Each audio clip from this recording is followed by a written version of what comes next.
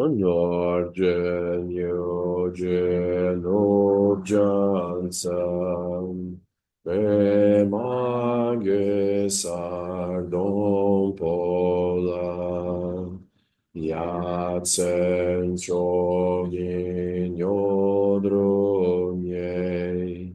Premajun Eshek Sudran Pordo candro mampepor, ceci Jesu da cruci, ginge lopcer sexuso, Goro pe masigium.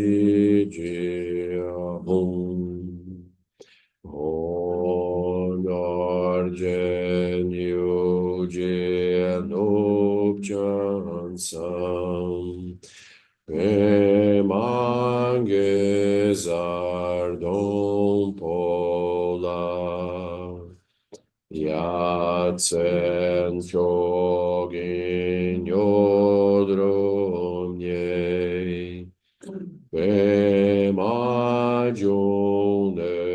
Eshek Sudran Ordo Kan Romam Pekor Ceci Jesu da Cruci Gengelo Kiel Sexus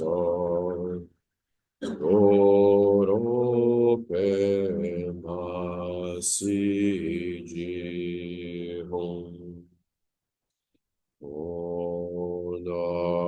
Onargenio Genub Johnson Emanges Ardon Pola Yatsen Chogin Yodrumye Emajun Eshek Sudra Ordo Kandro Mampekor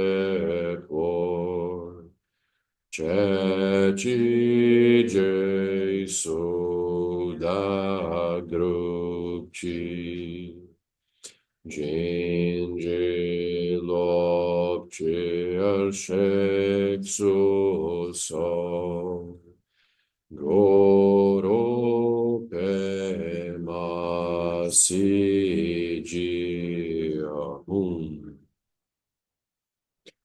Sanje Chodan Sochi Chonam La Jancho Bardo Dagne Chapsuachu Dagi Jinso Jipe Sonanchi Drola Pinchir Sanje Drupal Sho Sanje Chodan Sochi Chonam La Jancho Bardo Dagne Chatsuati Nage Jinso Jipe Sonanchi Rola Penchir Sanje Dropar Sho Sanje Chodan Sochi Chodam La Jancho Bardo Dagne Chapsuchi Nagi Jinso Jipe Sonanchi Drola Penchir Sanje Drupal Shu. Na página 6,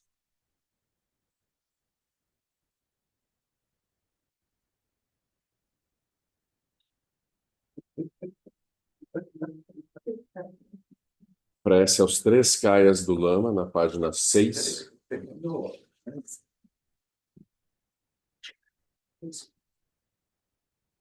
Emarro. No reino puro do espaço básico dos fenômenos, livre de elaborações, na esfera da natureza dos fenômenos, além dos 3 tempos, além do princípio e do fim, está a corporificação de suprema bem-aventurança, espontaneamente perfeita e completa, além de qualquer sentido de algo a ser feito, presença semelhante ao céu, sem preconceitos ou inclinações. Suplico ao Lama como Dharmakaya, suplico à Ordem Pema-Chögyam, no reino puro do êxtase supremo, espontaneamente realizado, estão as corporificações dos sugatas da forma, fala, mente, qualidades e atividade, dotados com os 5 aspectos da sabedoria primordial, revelando-se individualmente como as faces da presença compassiva. Suplico ao Lama como Sambhogakaya, suplico à Ordem Pema-Chögyam, no reino da pureza inata deste mundo pleno de sofrimento, surgindo através da suprema compaixão pelo bem-estar dos seres, emanações agem para beneficiar os seres através dos meios hábeis que domam de todas as formas possíveis. Suplico aos lamas como Nirmanakayas dos 3 tempos, passado, presente e futuro, suplico à Ordem Pema-Chögyam.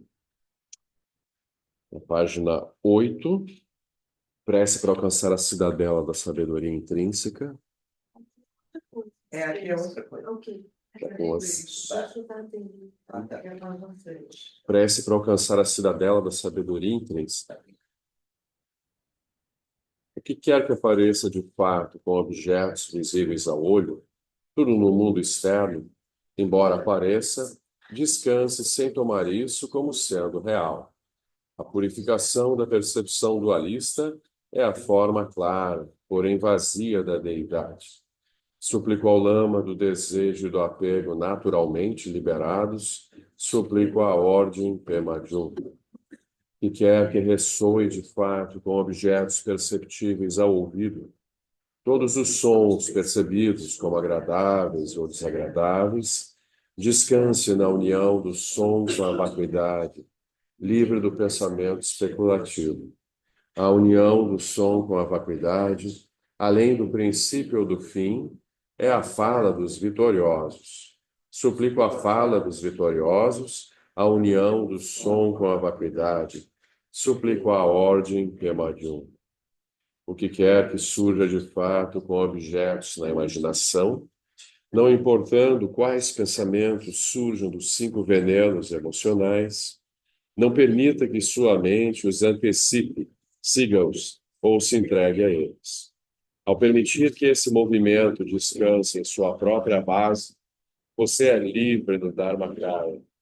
Suplico ao Lama da sabedoria intrínseca naturalmente livre. Suplico a Ordem Pema-Chögyam. Externamente, há a pureza das coisas, percebidas como sendo objetos externos.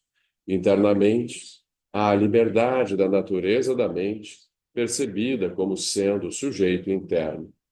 Entre estes, há o reconhecimento da verdadeira face da lucidez total. Através da compaixão dos Tathagatas dos 3 tempos, possa-me ser concedida a bênção que liberta meu fluxo mental.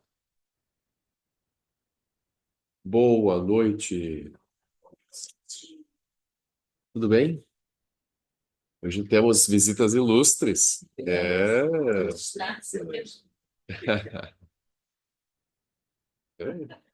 Muito bom. E aí, pessoal? Tudo jóia?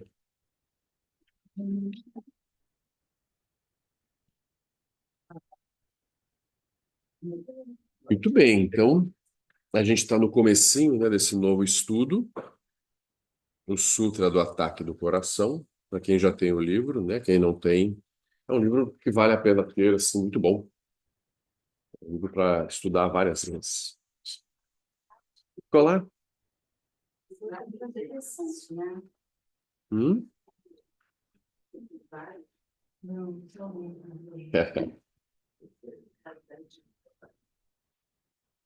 Muito bom. A gente está vendo, né, essa introdução geral, né, do autor, né, o Karl Brunholtz. Então, está na página 13.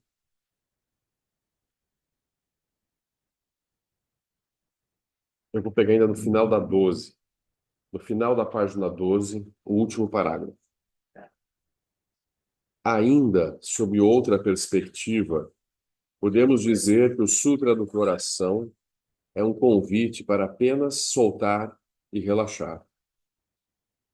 Podemos substituir todas as palavras nesse sutra que aparecem com não, como nem olhos, nem ouvidos, por todos os nossos problemas, como nem depressão, nem medo, nem desemprego, nem guerra, e assim por diante.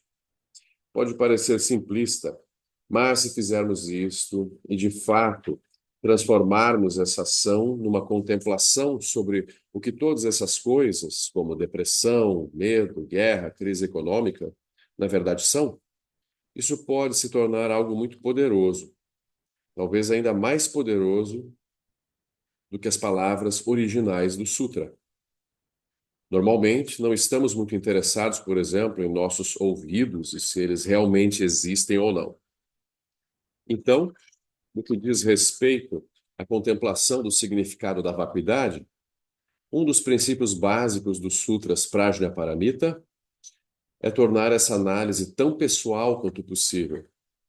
Não se trata de recitar uma fórmula estereotipada ou o Sutra do Coração sem nunca tocar o cerne do nosso apego à existência real daqueles fenômenos aos quais nós obviamente nos apegamos, ou o apego ao nosso próprio ego. Por exemplo, o Sutra do Coração não diz nem identidade, nem casa, nem companheiro, nem trabalho, nem dinheiro, que são coisas com as quais normalmente nos importamos. Por isso, para torná-lo mais relevante em nossas vidas, temos que preenchê-lo com essas palavras. O Sutra do Coração nos dá um modelo básico de como contemplar a vacuidade. Mas os Sutras Prajnaparamita mais longos incluem muitas outras coisas, e não apenas nem olhos, nem ouvidos e assim por diante. Eles percorrem listas longas com todos os tipos de fenômenos.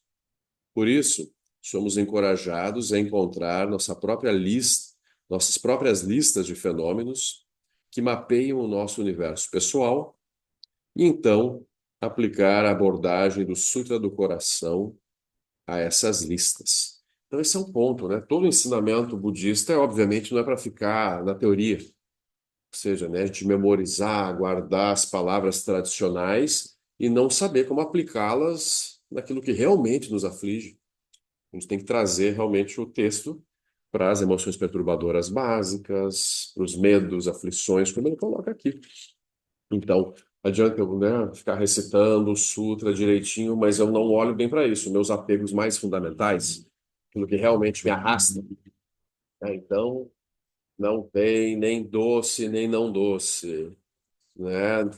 Não tem nem dinheiro, nem não dinheiro. Uma coisa assim. Aquilo fica mais sério. Como assim nem dinheiro? Claro que não tem dinheiro. Então, é uma coisa a gente tem que aprender a colocar. E sempre o exercício que o Lama sugere, a gente repete, é aquele de mapear os 6 reinos. Lembram? Aqueles exercícios para praticar Prajnaparamita. Pegue 10 situações do reino dos infernos com as quais você ou já se identifica ou poderiam te afligir se acontecesse. Então você tenta colocar coisas ali que te levariam para raiva, medo, né? Situações do reino dos infernos. E aí você tem que praticar com aquilo, né? Não apenas com a teoria. Então isso é básico assim, né? Mas não custa relembrar, né? Transformar qualquer ensinamento teórico em algo bem prático para nós, assim, no dia a dia. É isso, alguém me provoca, surge uma situação ruim, e eu ouço aquelas palavras e o sentido que eu atribuo àquelas palavras é completamente coemergente à minha estrutura interna. Eu vou lembrando da vacuidade das palavras. Tanto que num certo idioma aquela palavra tem um sentido, e em outro idioma que ninguém entende o que quer dizer. As palavras em si são completamente vazias, absolutamente vazias. Tem que ter uma mente coemergente que dê sentido e significado para as palavras, para elas terem sentido e poderem me perturbar, por exemplo. Então, esse é um exercício interessante, né? De imaginar pessoas, por exemplo, te ofendendo, vendo muitas ofensas vindo e você olhando para aquilo completamente livre das ofensas, assim. São apenas sons, né, emitidos, expressões faciais, né, saliva. Tudo, né? Se você olhar com esse olhar, você vai tirando, né, assim, o poder que aquelas palavras têm de ofender. Vejam, por exemplo, né? Alguém chega e diz: Você não é homem para fazer isso. Aí eu vou lá e pego uma cadeira e quebro a cadeira na cabeça de quem falou que eu não sou homem o bastante para fazer alguma coisa, né? Então veja como é que é, né? O poder das palavras, eles movem cadeiras. O Exatamente. poder da, Não é tudo uma brincadeira. né? É assim. Então a gente constrói significados, ideias, né? E vai fazendo coisas a respeito. Então a gente tem muito essa coisa, a defesa do ego tem essa arrogância do ego, ou seja, o ego não quer ser ofendido. Então quando alguém me ofende, aquilo é algo grave. Como que me falaram isso? Como é que não estão me respeitando? Como é que não sabem quem eu sou? Etc, etc, etc, blá, blá, blá. Isso é o ego, né? Então a gente precisaria fazer exercícios ativos, assim, de acostumando o ego a qualquer coisa. Então, aí sim é o passeio pelos reinos, né? Situações de orgulho, inveja, ciúme, preguiça, carência, medo, raiva. Eu vou mapeando e vou olhando com esse olhar de prática, né? Vendo que aquilo pode ser, pode não ser, depende de como eu construo a experiência. Lembrando disso. Essa dica aqui que ele traz é bem importante. Há relatos em diversos sutras Prajnaparamita longos sobre pessoas presentes na audiência que já haviam alcançado certos níveis avançados de desenvolvimento espiritual ou de visão que se liberaram da existência samsárica e do sofrimento, os famosos arhats, né?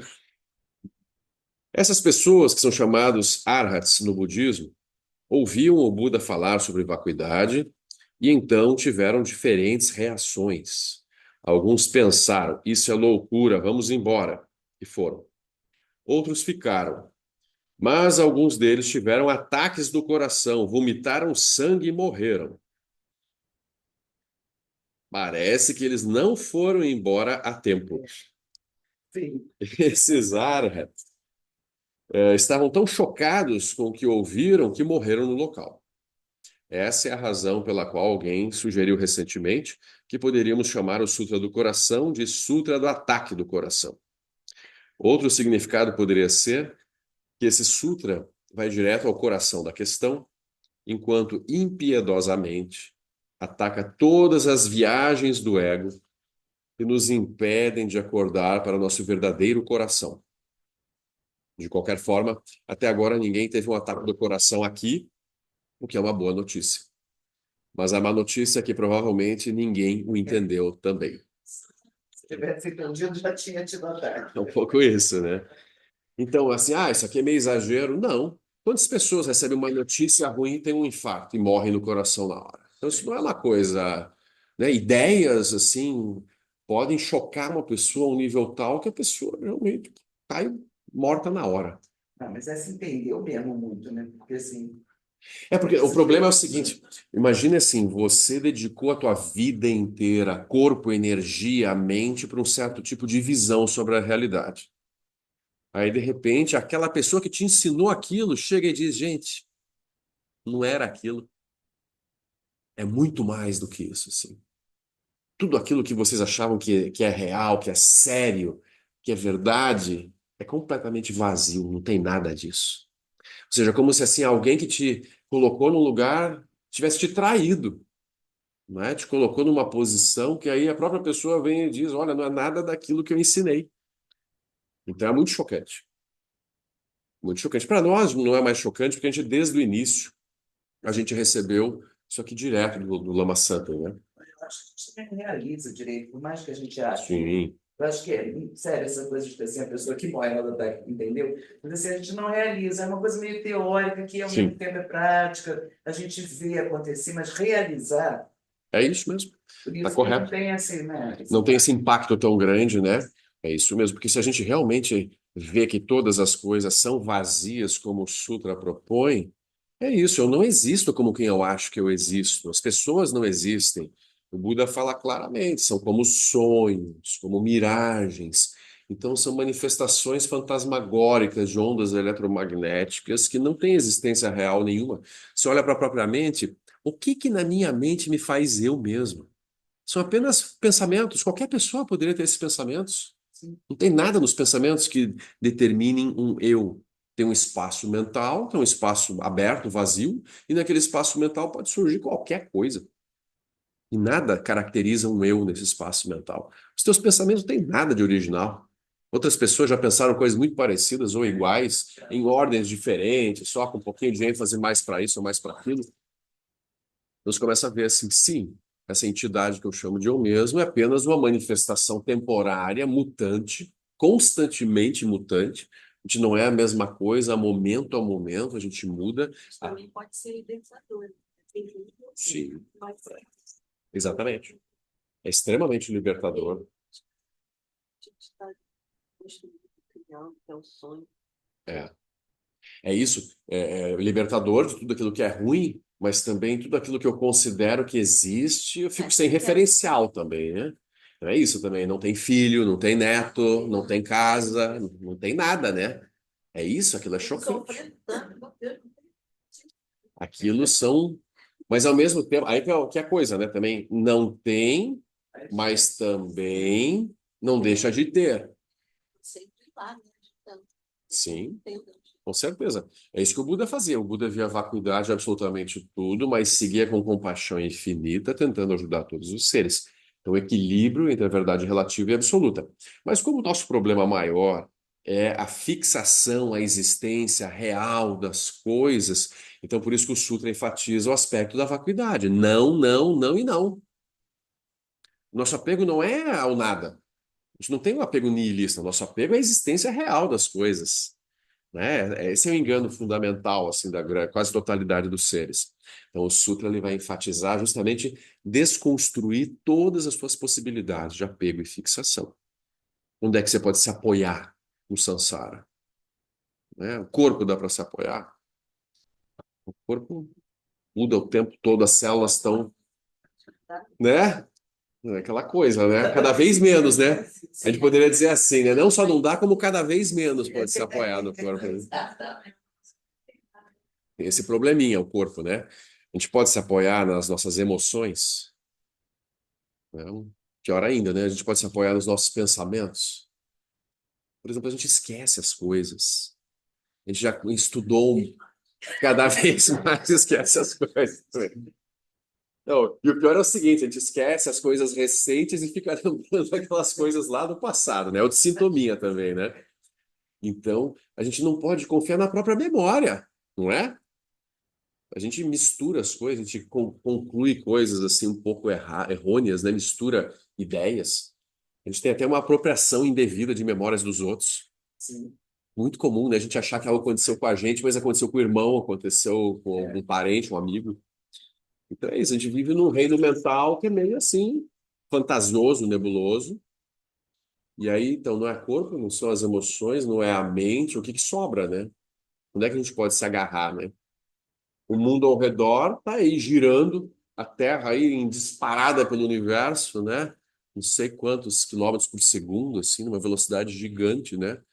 E as placas tectônicas se movendo e se batendo, e o clima mudando, esquentando. Então não tem nada confiável no Sansara, né? Como Tudo. a gente está assim, Então isso, tanta coisa aí o Buda vai explicar como é que a gente está aqui. A gente está aqui por méritos. Então são dentro do planeta. é, Como é que a gente consegue os reinos todos, eles não são reinos físicos, geográficos, reais. Eles são reinos mentais. A gente está vivendo um mundo de sonhos, só que a gente acha que é real. Tem placa tectônica, tem terra girando realmente ao redor do Sol. Tudo isso são conceitos, são ideias na mente dos humanos. Os humanos construíram essa interpretação da experiência deles. Agora, isso realmente está lá? Aí o Buda vai dizer que não. Inclusive, Sol e Lua, por exemplo, surgir no céu, luzes, né? A gente precisa de luz para ver. Aí tem as descrições detalhadas, como que no reino da forma do terceiro nível de concentração meditativa, os deuses da luz clara, eles, os corpos deles emanam luz, eles não têm astros que emitem luz. A luz é interna, é a luz da mente. No final da história, tudo que eu vejo é a luz da minha própria mente. Como no sonho à noite. De onde que vem as cores, imagens do sonho? Vem do sol? Da mente das pessoas, não. Pode ver também. Vamos dizer assim, o Buda, que tem uma realização de que ele não é um indivíduo separado dos outros, ele olha para as mentes dos seres e vê as mentes dos seres operando. Ele tem clara evidência, ele pode saber o que os outros estão pensando. A luz é uma forma de dizer, né? O brilho da mente, ele está além da luz visível. A noção de luz visível já é um conceito que surge dentro do samsara, né? Isso é uma coisa do reino dos humanos, por exemplo, né?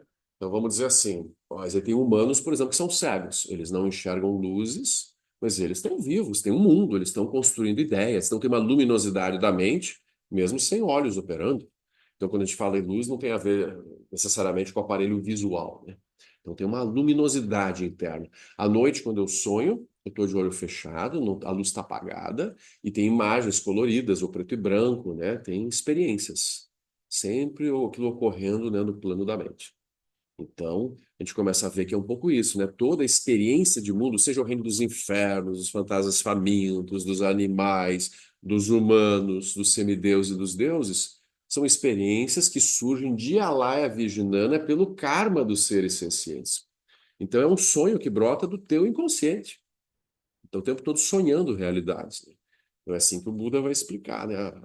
E eu tenho que ver justamente realizando a vacuidade dessas experiências, eu vou me libertando do apego e da fixação às experiências e, consequentemente, não sofro mais as experiências.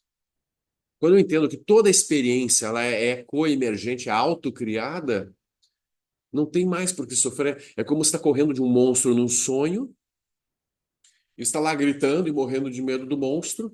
Aí você se sente encurralado, olha para o monstro, o que você vai fazer comigo? Aí ele te diz, não sei, o sonho é teu. O monstro te diz isso. O samsara é um pouco isso, assim.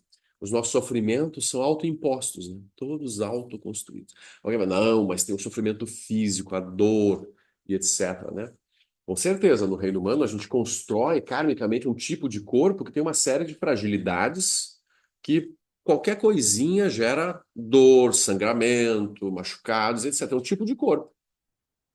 Por exemplo, no reino dos deuses, eles constroem outro tipo de corpo que não sofre esse tipo de ferimentos e dores, por exemplo. Já no reino dos infernos, eles já têm um corpo de dor muito mais intenso, muito mais presente. Então, a gente vê que os corpos todos são kármicos, são sonhados. Não são corpos reais, né, que estão lá separados, construídos. Então, é uma visão extremamente radical sobre a realidade, essa visão, né? A gente vem estudando e repetindo há muito tempo, mas a gente ainda não realizou, vamos dizer assim, né?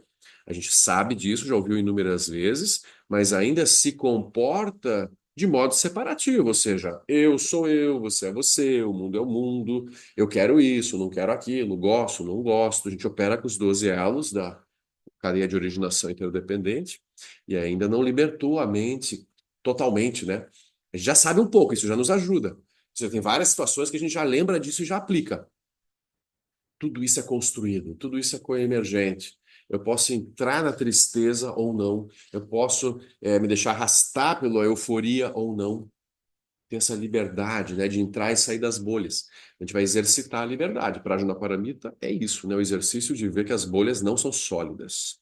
Só isso. Simples, mas ao mesmo tempo difícil de implementar pela força do karma, do apego, da fixação. Então é isso. Mesmo no caminho espiritual, a pessoa pode ficar tão fixada aos ensinamentos que ela acredita que são reais, que ela é capaz de morrer ao ouvir uma coisa diferente. Olha que chocante. A capacidade, mesmo um arhat, alguém que já se libertou das emoções perturbadoras básicas, mas ele está fixado ao nirvana dele, parcial, a própria interpretação dele do Dharma, do que é correto. Na história da humanidade a gente vai encontrar, né, em outras religiões também, debates terríveis entre visões, levando a guerras, levando a milhões de mortes. Pensa, né, a reforma protestante na Europa, quando surge uma nova interpretação do que é o cristianismo, por exemplo, aquilo gera guerras, massacres, coisas terríveis. Marcelo, Oi, oi, tudo bem? oi, Mariana, Oi, passa um pouquinho, deixa eu pôr aqui o alto-falante para os outros ouvirem. não, eu já tô, Espera um tô pouquinho, ouvindo aqui. deixa eu Tá ver. ligado? Oi, oi, tô ouvindo, obrigada. Tá, porque você está Agora falando da sim, questão. pode Então, eu falar. achei bem interessante. Eu tenho acho que não é esse, mas esse livro do Dalai Lama, do Sutra do Coração, né? Não é esse que a gente está trabalhando, enfim. Não, não é. Esse aqui não é do Dalai Lama, Não não. é esse. Não é o do Dalai Lama, não é aquele do Dalai Lama. Não, mas Ah, o que eu queria colocar é diferente. Que a gente está falando aqui dessa questão do sofrimento e da possibilidade de enxergar a realidade, né? E ela é tão é, clara, né? Pode dar um ataque cardíaco na hora, realmente pode. Agora, assim, a minha pergunta eu acho que vai mais para a galera que está assim não sei, no Zen, né? Que eu fiquei me perguntando com relação a gente conseguir, né? Porque a gente efetivamente se estudar, né? O Sutra do Coração e que é super poderoso, né? Esse mantra e todas essa é a isso que a gente se propõe. Eu acho que a gente tem é, muita possibilidade, sei lá, 90% de conseguir atingir a iluminação nessa vida. Então, o que que eu me pergunto? Se a gente conseguir atingir a iluminação nessa vida, a gente tem a possibilidade de é, optar por não reencarnar mais é, ou não? quem De- alcança a iluminação tem um movimento natural de gerar emanações para beneficiar os seres. Não há mais nenhuma perturbação em encarnar ou não encarnar, não tem nem esse tipo de pensamento na mente do Buda. O Buda não é mais Entendi. um indivíduo que pensa assim, vou renascer ou não vou renascer. O Buda é como o sol que simplesmente emana luz e calor em todas as direções sem pensar em nada. O Buda, ele tem um movimento natural, espontâneo, não mais individualizado. Não tem mais sensação de eu. É o eu que pensa assim, vou renascer ou não vou renascer? Em qual reino eu renascerei? Isso é um pensamento do eu no samsara. Não, entendi. Por isso que eu acho que a motivação está errada, porque é óbvio que ninguém vai querer, tipo, não renascer. Quer dizer, na verdade, o ideal seria não renascer no samsara, né? A Mas eu motivação acho do que quando a Bodhisattva, gente se liberta, quando você se liberta, você automaticamente, essa não é uma questão, né? não, não é mais uma questão. O Bodhisattva, na verdade, ele faz o voto de seguir renascendo, e quanto mais difícil o reino, mais problemático, mais ele quer estar lá para ajudar.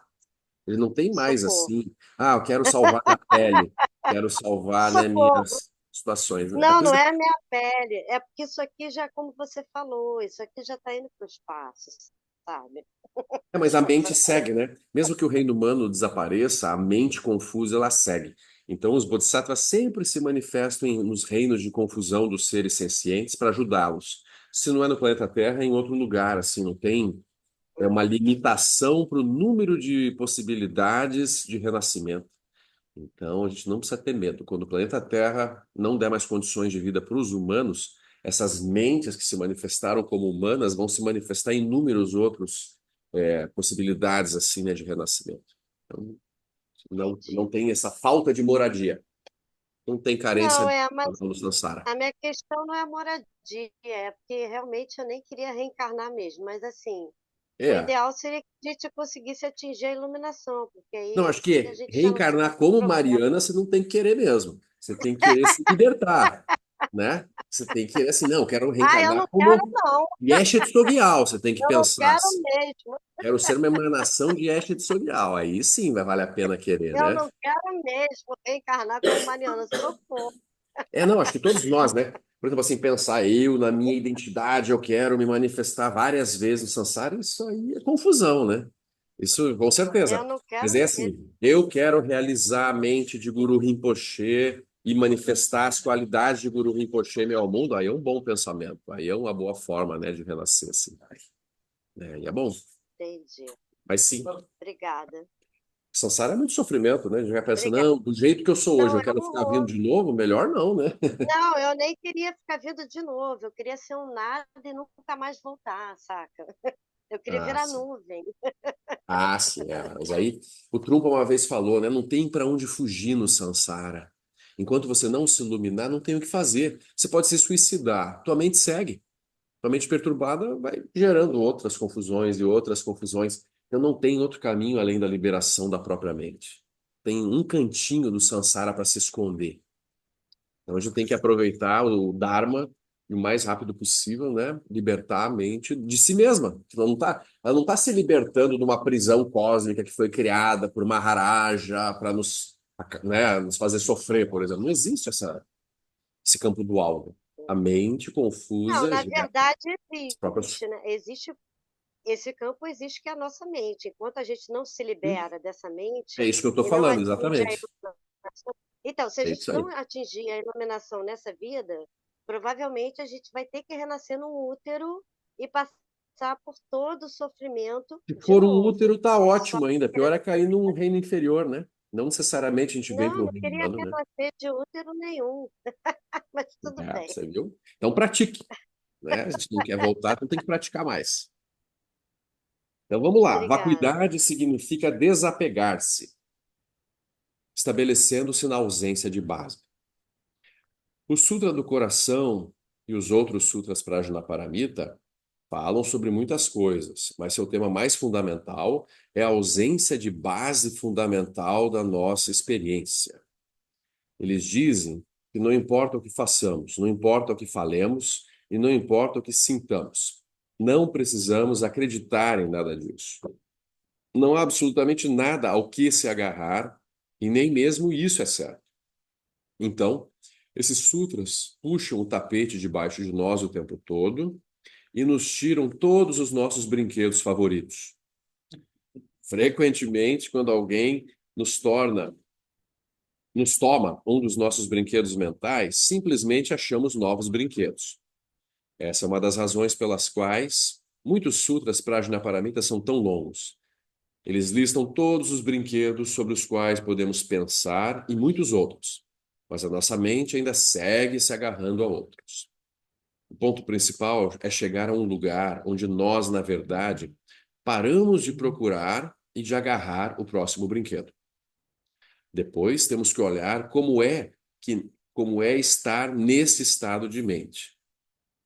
Como a nossa mente se sente quando não estamos nos agarrando a nada, quando não estamos tentando nos entreter e quando a nossa mente não sai para fora ou não vai a lugar algum, quando não resta nenhum lugar para ir, quando estamos bem longe, mar adentro, e deixamos que um pássaro terrestre voe do nosso navio, o pássaro não irá muito longe. Ele acabará sempre retornando ao navio, porque esse é o único lugar onde pode pousar. Do mesmo modo, nossos pensamentos e emoções sempre tentam ir a algum lugar ou voar em direção ao céu das coisas excitantes. Mas eles não podem realmente ir a lugar algum fora da nossa mente e sempre acabarão se assentando novamente na própria mente da qual surgiram. Por isso, não precisamos amarrar nossos pensamentos. Está tudo bem se eles se moverem. Mesmo que vão para muito longe, não precisamos nos preocupar com eles, correr atrás deles ou enviar uma expedição de busca. Inevitavelmente, eles sempre se assentarão na mente e, portanto, nunca perdemos nenhum pensamento. Isso significa que não precisamos persegui-los ou trazê-los de volta. Fundamentalmente, nunca podemos sair da nossa mente, ainda que às vezes sintamos que a perdemos. Mas nunca podemos sair da nossa mente e ver como o mundo se parece do lado de fora dela. Os Sutras Prajnaparamita falam dessa experiência fundamental de retornar à nossa mente assim como ela é, sem ir a lugar algum, sem fazer coisa alguma, sem manipular coisa alguma, apenas deixando que a nossa mente seja como ela é.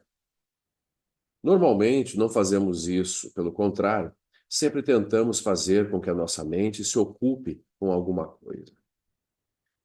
Portanto, a vacuidade aponta a qualidade do agora de todos os fenômenos, estar no momento presente sem nenhum senso de coisas sólidas ou permanentes, a pura experiência da manifestação infinita da mente, sem qualquer coisa para apontar ou segurar.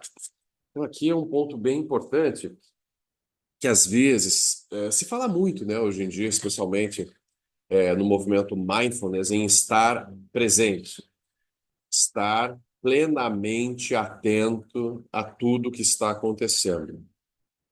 Isso é extremamente importante, isso é uma parte da prática, mas às vezes se dá a entender que isso já é a prática da iluminação. Estar atento a tudo que acontece o tempo todo no momento presente. Isso não está nem perto da iluminação. Isso é uma qualidade fundamental para caminhar em direção à iluminação, é a atenção plena. Sem atenção plena não tem a menor chance. Mas a atenção plena tem que vir acompanhada do quê? Da visão correta de reconhecer a vacuidade dos fenômenos. Então, por exemplo, o Satipatthana Sutta trabalha lá, por exemplo, eu olho para o corpo meramente como um corpo, sem dar qualquer solidez à experiência de corpo.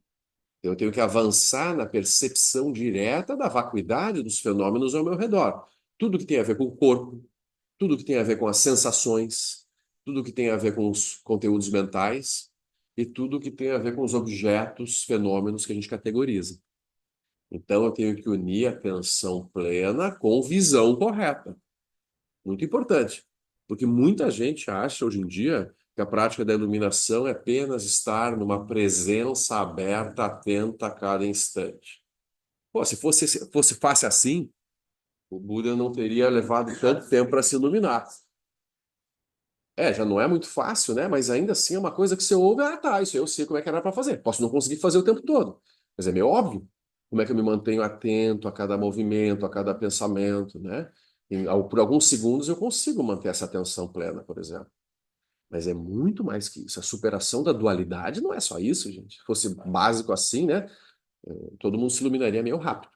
Então, só para lembrar isso, porque hoje em dia, assim, especialmente quando a gente ouve a linguagem do Dzogchen, da grande perfeição, algumas pessoas repetem apenas isso, assim, meio papagaiando, repetindo, como se fosse algo muito, muito básico, muito simples. E é simples na essência, mas é muito mais profundo do que as palavras aparentam ser. Tá? Então essa frase dele, esse parágrafo é muito importante, para a gente não perder. Quando consideramos o significado de vacuidade, e vamos examiná-lo com mais detalhes adiante, a palavra em sânscrito é shunyata. Um dos significados literais de shunya é vazio e outro é zero. Na matemática indiana, o símbolo zero é shunya, mas ele tem um significado bem diferente de zero no Ocidente. Quando pensamos em zero, pensamos em nada. Mas na Índia, o círculo de Shunya, ou zero, significa plenitude, completude ou totalidade.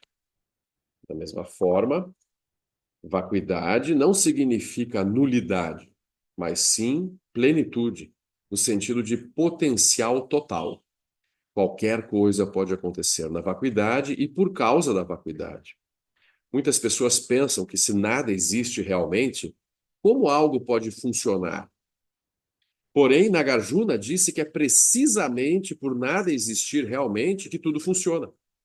Se tudo existisse verdadeiramente, existindo em si e por si mesmo, e, portanto, sendo imutável, as coisas não dependeriam de nada. Mas, então, elas tampouco poderiam interagir entre si, porque isso implica mudança. Portanto, é apenas devido ao fato de que todas as coisas mudam o tempo todo que interação e funcionamento são possíveis. Então, aqui tem essa análise detalhada, né, de Nagarjuna no Fundamentos do Caminho do Meio. Já estudou no passado o Sol da Sabedoria, né, do Khenpo Tringyantsu Rinpoche, em que ele comenta, né, alguns capítulos, assim, alguns versos principais do Fundamentos do Caminho do Meio de Nagarjuna. Então, Nagarjuna, ele vai explicar exatamente isso. Se qualquer coisa tivesse algum tipo de essência, ou seja, algum aspecto que não mudasse ao longo do tempo, essa coisa não teria como interagir e gerar novas originações dependentes. Ou seja, a originação dependente, ela só é possível quando as coisas são vazias, ou seja, as coisas não têm nada de fixo nelas. As coisas não são fixas, portanto, são vazias e, portanto, vão interagindo, gerando mundos e construções que surgem, duram um certo tempo e desaparecem. Originação dependente dos fenômenos. Então, é assim que o Buda explica a realidade e é assim que Nagarjuna explica a noção de vacuidade. Vacuidade é a mesma coisa que originação dependente. Ou seja, por serem vazias as coisas, elas estão surgindo livremente a partir de causas e condições infinitamente. Se as coisas não fossem vazias, se elas fossem de alguma forma reais, realidade aqui implica imutabilidade, aí nada seria possível. Então aí as coisas são funcionais e operam porque as coisas são originadas independentemente. Né? Então esse raciocínio é fundamental para entender o budismo como um todo. Entender a lei da originação dependente, conforme está explicado lá no Sutra do Broto de Arroz, que a gente já também estudou, né? É o sutra fundamental para entender a originação dependente. E aí Nagarjuna associa essa compreensão da originação dependente com a noção de vacuidade no Fundamentos do Caminho do Meio. Então esse é o embasamento principal do Mahayana para entender a vacuidade. Então, isso a gente tem que ver se ficou claro mesmo, relembrar. É isso, é aquilo, tá, entendi. Então, esse é um raciocínio fundamental. A raiz da palavra shunya significa inflar, o que implica a noção de um espaço vazio. Dessa forma, os fenômenos da realidade aparente parecem ser externamente reais e sólidos, enquanto, na verdade, assemelham-se a balões vazios que são apenas inflados pela nossa ignorância. Por meio da nossa ignorância, inflamos muitas não coisas como se fossem coisas grandíssimas. Quando elas inflam, isso é o círculo ou balão de Shunya. Assim, Shunyata não é apenas o nada, mas qualquer coisa emergindo do espaço infinito dos fenômenos, no qual nada pode ser apontado, mas qualquer coisa pode acontecer. Nesse sentido, Shunyata significa o potencial completo para qualquer coisa surgir e também significa originação dependente. Tudo que parece ser real é apenas como balões inflados, bastante ar quente e não muito mais que isso, se é que há algo além disso. Isso é também o que aponta a etimologia de inflar para Shunya. Enquanto a nossa realidade aparente não é questionada, ela parece estar inflada.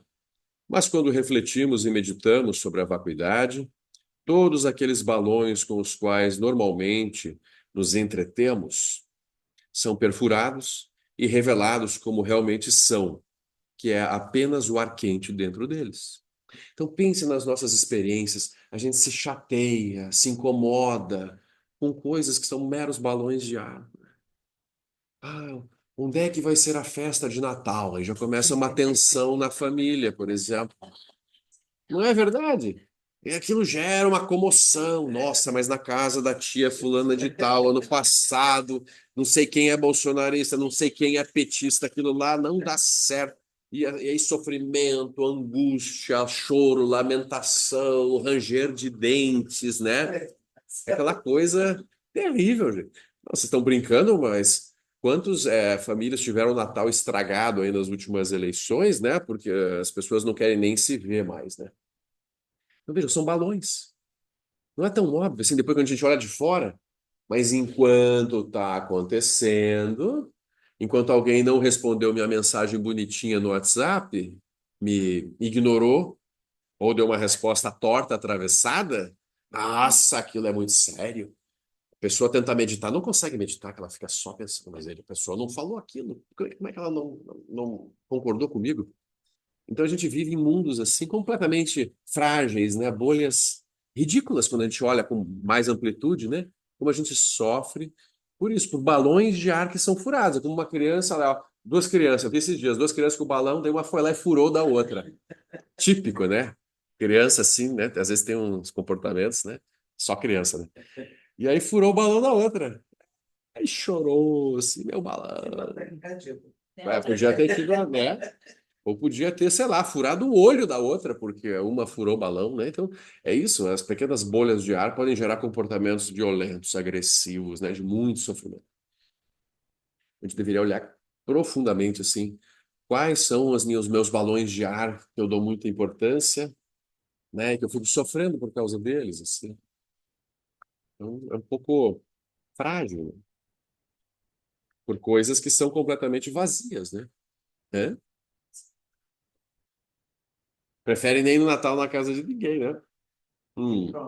Não, tem que ir no Natal, isso, olhar as bolhas de todo mundo e. Eu tenho um problema no Natal, porque eu fico alto. Olha, Tem que dormir lá. não, tem que ir na festa de família e gargalhar assim na frente de todo mundo, né? As coisas que eles estão fazendo. Um pouco assim. Então, isso é super importante entender esse raciocínio, né? De Shúnya, não como uma ausência, como um vazio morto, um vazio assustador, um vazio aniquilador, um vazio, né, nihilista, mas Shúnya como um vazio vivo de potencial, de surgimentos. É o tecido da realidade que permite que as coisas surjam, né? A base do surgimento das coisas é Shúnya, é a vacuidade. Por isso que a palavra não é tão adequada. Mas fazer o quê? Palavra boa para explicar isso. Mas é aquela coisa, né? Vazio de Isso. essência intrínseca, Isso, de né? existência real Existência própria. real. Isso eu acho que é sempre bom, sempre fico lembrando. Com É certeza. vazio de quê? Vazio de essência real, né? Isso. Porque é vazio. É. É vazio no sentido, quando eu analiso óleo, não sobra nada no final, assim. Tipo, eu vou tirando as camadas da cebola, não tem caroço. Tudo é assim, tudo é cebola. Esse potencial de surgir as coisas, ao mesmo tempo que tem esse potencial de surgir, ele pode surgir. Com certeza. Então, Como é vazio. Você pega uma doença como o câncer, como ele surgiu, ele tem esse potencial de. É, ele desaparece. Ele vai desaparecer de qualquer jeito. Se a pessoa se curar, ele desaparece porque se curou. Se a pessoa morrer pelo câncer, o câncer também morre junto. Então o câncer vai desaparecer de qualquer jeito. Qualquer hipótese, né? Boa. Oi? Isso. Pois é. Qualquer coisa, boa ou ruim, que eu atribuo, né? Por exemplo, doença é ruim, saúde é bom. Isso são conceitos. Então a saúde, ela surge por causas e condições e desaparece. A doença surge por causas e condições e desaparece. Às vezes a gente consegue manipular as causas e condições nesse corpo, nessa vida, para superar doenças super complexas, com certeza, né? Mas aí tem que ter isso, tem que ter méritos. Aí é o famoso mérito. Às vezes o karma da pessoa já deu, aquela vida não tem volta. Poderia o Buda abençoar aquela pessoa. Da oração. Tem limitações, porque como é que funciona esse processo, né? Então a pessoa tem uma doença, a gente faz orações, ou seja, a gente está inserindo positividade no fluxo mental, na laia vigilananda daquela pessoa, tentando fazer o quê? Estimular as raízes de virtude que ela acumulou, os méritos. A gente está tentando ativar os méritos daquela pessoa, ajudando a ativar os méritos, porque as mentes são todas interdependentes, as mentes não são separadas de modo real, senão a oração não teria como funcionar. Se houvesse uma separação real entre os fluxos mentais, o que adiantaria eu ficar falando alguma coisa para o outro? Seria só para eu me sentir bem. Seria só, né, um paliativo para mim.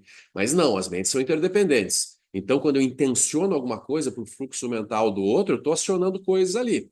Se naquele fluxo mental tem ou seja, causas e condições, méritos para superar aquela doença, pode ser que aquilo aconteça. Aí a famosa cura milagrosa, cura através da oração, etc. Se o karma já se extinguiu para aquela existência daquele ser, não tem mais cura. Nem o Buda da medicina conseguiria reverter aquela situação, né? Porque tudo é impermanente. Não tem como aspirar a uma vida infinita, uma vida que não vai acabar nunca, né? Nesse tipo de corpo tem surgimento, duração, doença e morte, não tem como evitar. Mas sim, a gente fica tentando reunir causas e condições positivas para prolongar a vida dos seres através da medicina, através da alimentação, através dos hábitos, através da oração, através da posição mental, né? Então a gente sabe claramente que é a posição de mente que constrói a condição de saúde ou doença, consciente ou inconscientemente.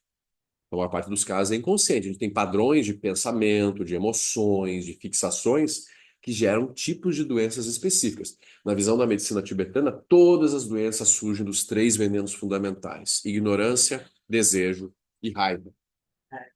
São os três venenos básicos. Aí vão surgindo variações a partir das combinações entre eles, né? Padrões de doenças. Então, as doenças são questões do samsara, né? Na iluminação não tem doença, não tem saúde, nem noção de saúde e doença.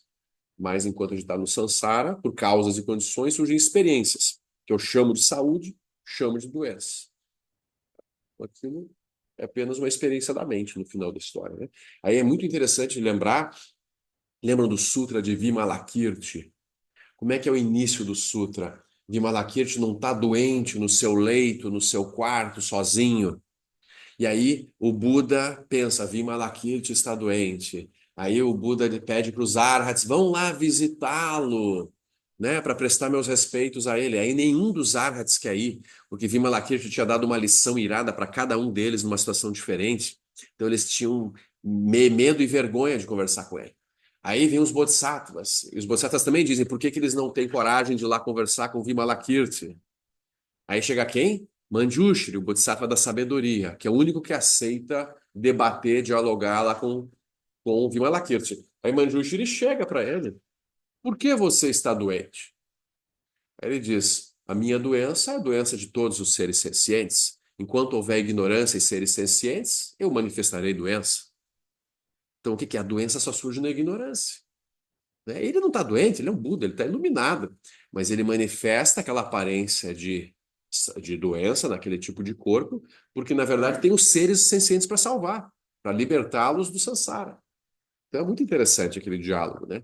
Vale a pena quem assim não viu ver uma primeira vez, quem já viu relembrar. É um dos ensinamentos mais interessantes. Tem alguns cursos gravados, né? Eu dei, o Henrique deu, o Lama também já usou em vários retiros, né? Então tem esse material também disponível aí na internet, né? É um Sutra Mahayana dos mais fundamentais, o Sutra revelado, ensinado por Vimalakirti, cuja tradução principal que a gente usa é também do professor Robert Thurman, mesmo que o Lama está usando o livro, né, sobre a morte agora. Então, a tradução dele do Sutra de Vimalakirti é muito boa. Tanto que no o Dzongzar Khyentse Rinpoche tem aquele projeto de tradução de todo o cânone tibetano para o inglês, que é 84.000.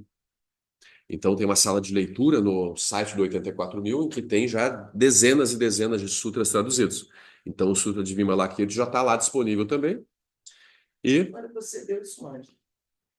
eu dei em vários lugares. Ah, tá. Não, mas Assim, vários cursos. Aqui no GEB a gente não chegou a estudar especificamente, não.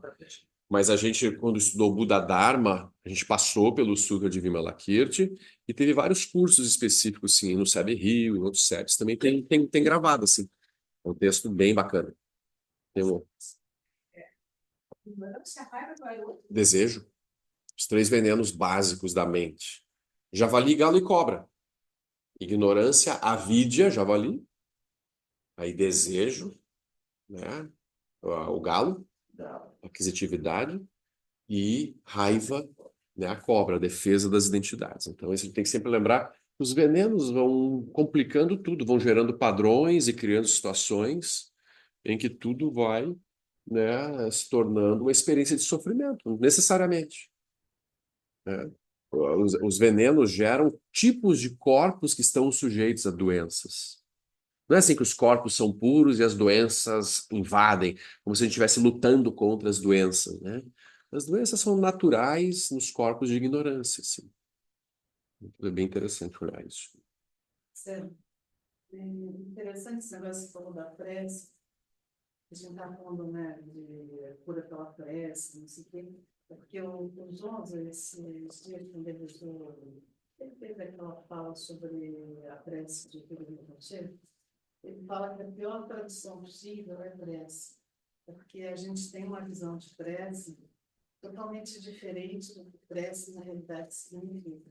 E é interessante quando você falou que, por mais que da prece, por mais que você faça a prece ela vai estar ainda condicionada ao fluxo mental do outro, e o seu também. Então, você pode fazer a prece, e óbvio que você vai fazer, mas aquilo vai estar condicionado ao mérito do outro. É inseparável. Exatamente. A minha mente não é separada de um modo real da do outro, então tem uma interdependência entre as duas. E aí tem pessoas que geram uma habilidade maior de gerar uma intenção tão forte que podem afetar mais o fluxo mental dos seres. Vamos pegar um exemplo. Shagdo Rinpoche tinha uma realização em Poa, ele fazia transferência de consciência à distância.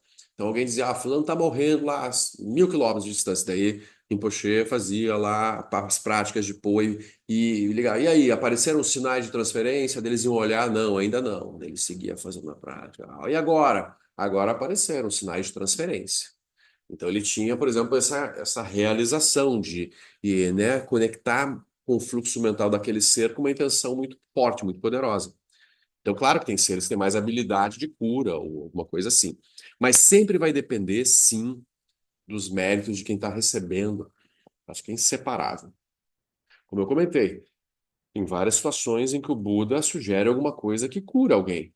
Tem situações em que o Buda vê, aqui não tem mais o que fazer. Ele mesmo, no corpo dele, ele falou, aqui não tem mais como voltar atrás. Esse corpo vai morrer. Como todos os fenômenos compostos, esse corpo agora vai morrer, não tem mais retorno. Né? Todos os mestres e mestras morrem. Não tem como manter saúde para sempre, alguma coisa assim. Né? Então, Não, sugere outra expressão em vez de prece, não. Não, ele não sugere. Ele diz que está comentando, né? tem essa interpretação. Criticando, né? Porque sempre a noção comum de oração e prece, eu estou pedindo algo para alguém lá fora. Ou eu, de aqui de fora, estou mandando alguma coisa para alguém lá longe. Então sempre é uma visão dual, separativa. Eu aqui, o outro lá, ou Deus, ou Guru Rinpoche em algum lugar, me abençoando. E a visão do Buda não é essa. A visão do Buda é de inseparatividade, originação dependente. E a minha prece é uma tentativa de gerar uma originação dependente específica, produzindo um certo tipo de resultado. Esse que é o objetivo da minha prece. Né? Tanto que na linhagem Nyingma tem uma proibição de ficar pedindo coisas para si. Você não deveria ficar aspirando, eu quero isso, quero ir para tal lugar, quero casar, quero enriquecer, quero ter um emprego, tipo assim. Não, o Dharma não é para isso, né? O Dharma é para nos libertar do samsara, o Dharma não é para manipular o samsara. Então, se eu gero, né, utilizo as ferramentas do Dharma para ficar obtendo coisas dualistas, é como se eu tivesse, de alguma forma, assim, né, perdendo a essência da coisa e me afundando cada vez mais no samsara, achando que estou fazendo Dharma. É pior. Então, é um pouco olhar para isso, assim, né? O objetivo do budismo não é arrumar o mundo, não é transformar a humanidade num lugar legal, bonito, né? O planeta Terra, coisa para viver, é libertar todo mundo, libertar as mentes, né?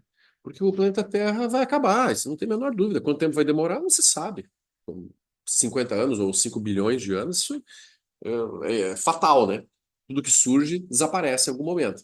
Então, o nosso ponto é como aproveitar a condição da vida humana preciosa, que é algo raro como as estrelas sob o sol do meio-dia, aproveitar a condição da vida humana preciosa, praticar esse tipo de ensinamento para libertar a mente de todos os medos, apegos, fixações e, enfim, né, conseguir não sofrer mais no samsara e ajudar os outros a fazerem isso também, né? Muito bom. Tá bem? Então é isso, gente. Vamos ficar aqui por aqui hoje, né? Dedicação de méritos. Que os méritos dentro do encontro se expandam e toquem a todos. que o Mestre Universal da Paz e da Compaixão, Sua Santidade o Dalai Lama, juntamente com todos os mestres de todas as tradições que veiculam esta mensagem, tenham longa vida. Que todos estejam a salvo de gerar pensamentos negativos, o obstáculo mais destrutivo. Que estes pensamentos nunca surjam em nossa mente. E que todos os seres também estejam livres de pensamentos negativos. Ken lo cho son ren lo che zam ling sa sun cha pa drojo chok son nang madam medrau do sun gelek show. Boa noite. Obrigada, Tchau, Marcelo. pessoal. Obrigada, Marcelo. Boa noite, Sandra. Obrigado, boa Obrigada, noite. Marcelo. Boa noite. Marcelo, incrível. Obrigada. Obrigado, querido. Até semana que vem. Abraço, Marcelo. Ajuda, sempre que eu esquecer, né? Ai,